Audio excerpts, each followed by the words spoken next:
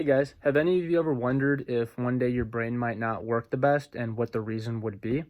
After learning about the brain in EMT school and reading some research articles online, that became a question that I thought about quite often.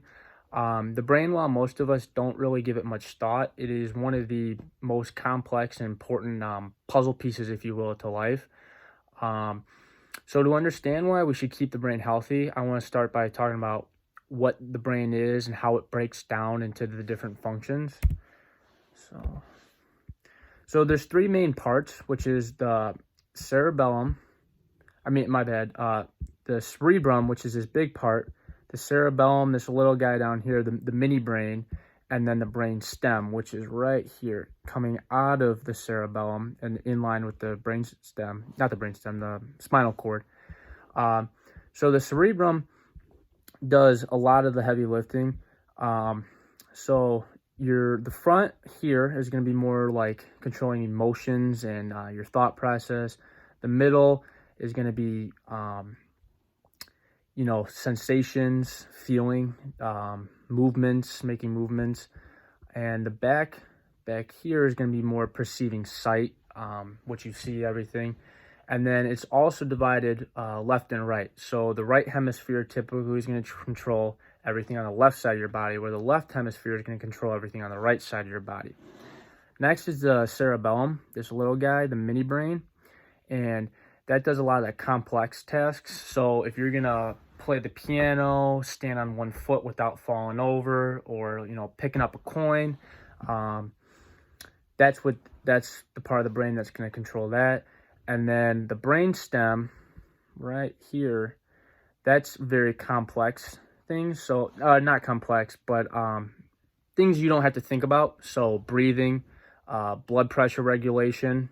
It does that by constricting or expanding blood vessels, dilation of the pupils, making them bigger, smaller, as well as even swallowing. And then another thing that a lot of people don't think about too, the brain's located in the skull, obviously, but a lot of people just think it's kind of one thing, but it's actually 22 bones fused together. So when you're younger and before you're born, they're just kind of in there, held together by some connective tissue. But that's why you sometimes see like babies wearing helmets, because that can get misshapen. Their heads can get misshapen because everything hasn't fully fused together yet. So location and packaging of the brain. And now, so what is actually being affected by being healthy or unhealthy is the blood-brain barrier, or BBB. And what that is, it's a barrier, or like a filter that sits in between and around all the blood vessels in your brain.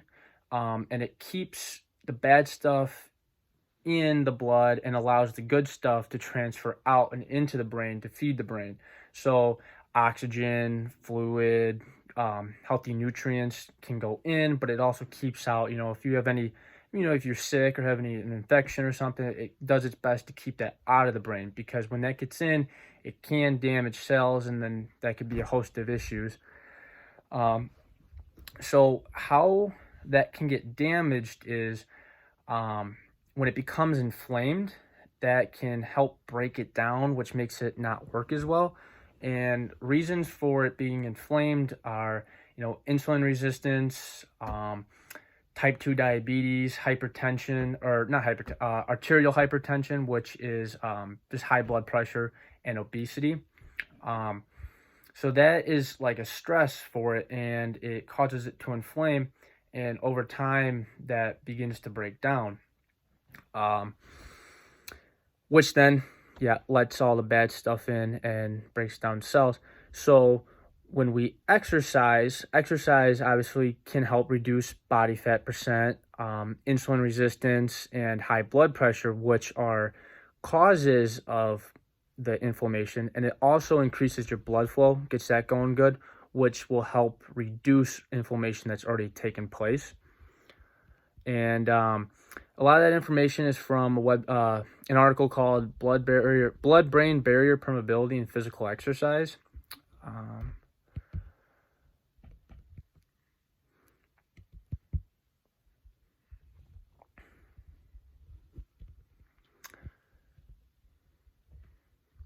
And so to kind of circle back to where I had started this with my question is, have you ever wondered if one day your brain won't work as well as it does now, and why?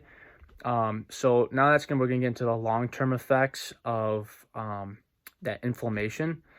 So, like I said before, when that barrier breaks down, it allows the toxins to get in there, and it's very slow. You're not gonna you don't go crazy overnight, but it can begin to damage cells and even kill cells. And now with the brain, unlike most parts of the body, it definitely can't replace dead brain cells, and it's very unlikely to repair damaged brain cells. So over time, that can add up to produce dementia and Alzheimer-like symptoms, and can affect the severity of the dementia and or Alzheimer's.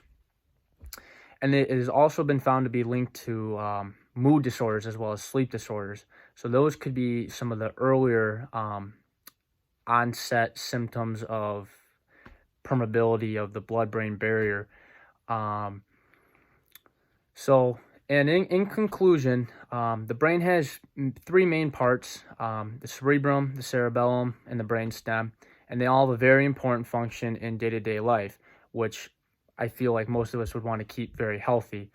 The blood-brain barrier is a filter that hopefully keeps the bad stuff out of your blood, in your blood and out of your brain, and allows the good stuff to go in to keep you moving and going good. When it's damaged, it can cause many issues because of cell death and whatnot. We all have a brain. Let's try to use it and keep us healthy as long as possible. Thanks.